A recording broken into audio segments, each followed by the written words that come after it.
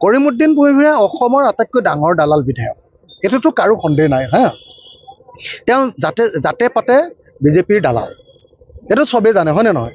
তেওঁ নিজে মোক আহি ৰাজ্যসভাত বিজেপিক ভোট দিবৰ কাৰণে মোক আহি ক'বলৈ আহিছিলে।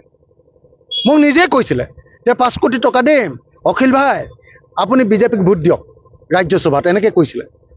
হা, এইটো আছিলে কৰিমুদ্দিন বৰভূঞা। কৰিমুদ্দিন বৰভূঞা জাতে পাতে দালাল বুলি যে কয়, জাতে পাতে দালাল। তো কৰিমুদ্দিন বৰভূঞা জাতে পাতে দালাল।